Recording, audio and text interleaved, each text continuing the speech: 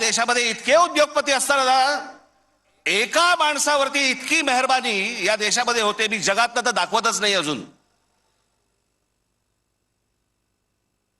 फक्त 10 वर्षामधली गोष्ट ही 10 वर्षातली. एकाच माणसाला सगळ्या गोष्टी दिल्यात. वीज दिली, सिमेंट बनवण्याच्या उद्योगामध्ये गौतम अडाणी हा माणूस कधी नव्हताच 2014च्या अगोदर. आज देशातला 2 नंबरचा सिमेंटचा व्यापारी येतो. उद्या माणसाने समजा उद्या वीज बंद केली, आम्ही अंधारात. सिमेंट महाग केलं, काही बोलू शकणार नाही.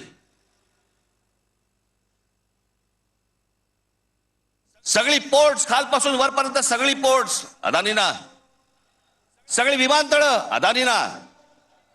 महाराष्ट्रात काय परिस्थिती एकदा बघा, महाराष्ट्राचं फक्त एकदा दाखवा.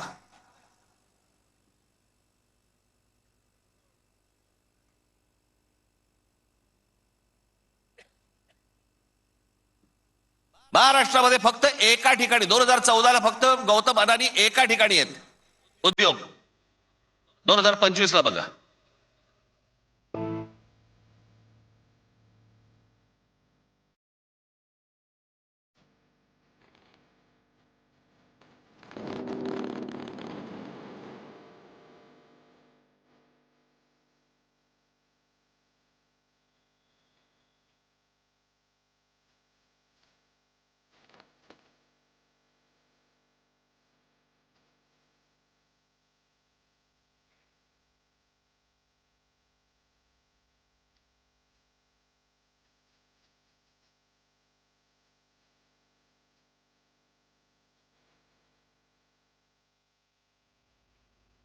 ही महाराष्ट्राची स्थिती.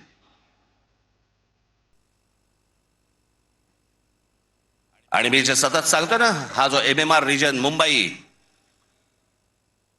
या मुंबईवरती मी आता फक्त तुम्हाला वाचून दाखवणार आहे. या फक्त MMR रिजन मध्ये काय फक्त केलंय तेवढं फक्त बघून घ्या.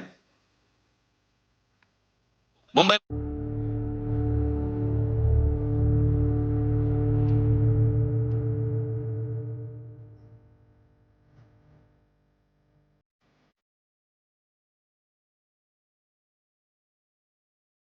ही महाराष्ट्राची स्थिती.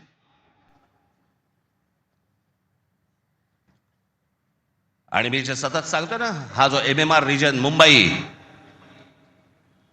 या मुंबईवरती मी आता फक्त तुम्हाला वाचून दाखवणार आहे. या फक्त MMR रिजन मध्ये काय फक्त केलंय तेवढं फक्त बघून घ्या. मुंबई महानगर क्षेत्रात अदानी 29 जून 2018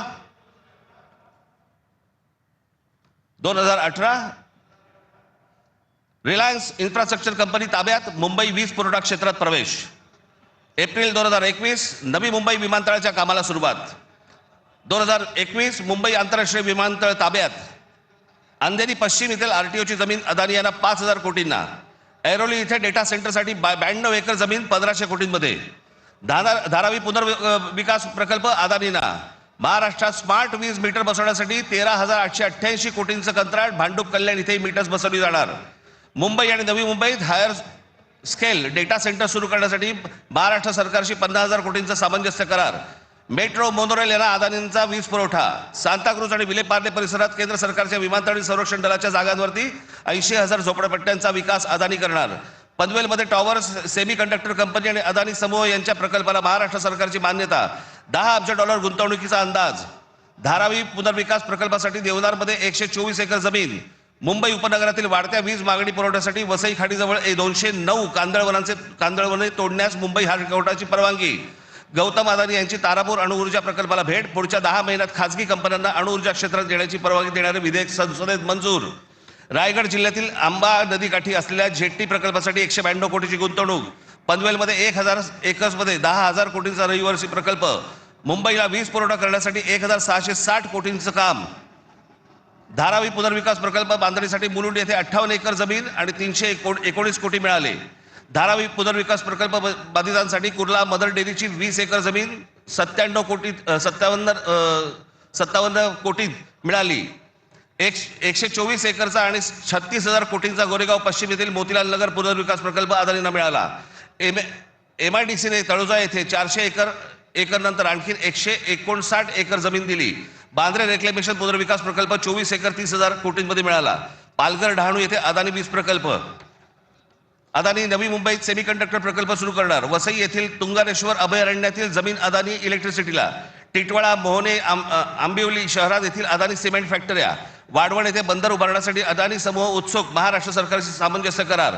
वाढवण येथे विमानतळ उभारण्यासाठी अदानी समूह उत्सुक.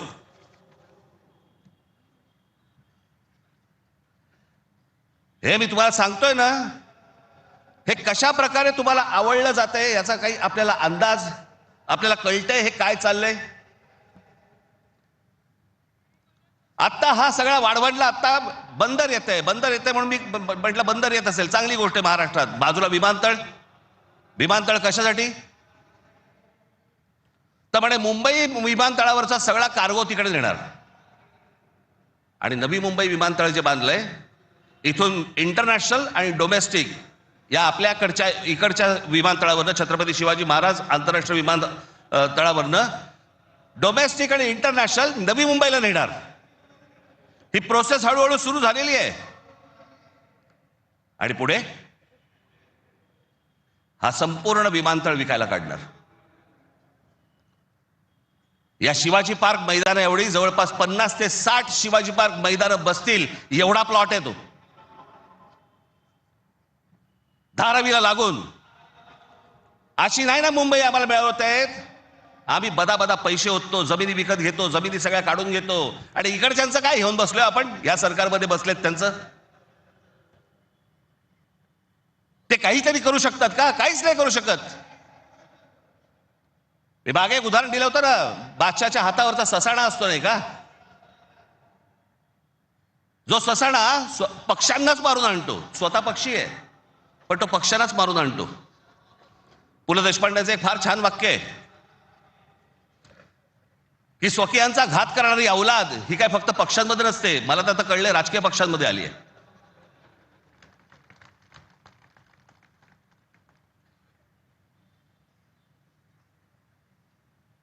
डोक्यात गेली सत्ता, डोक्यात. हा जो भूगोल आहे ना, हा भूगोल नीट समजून घ्या.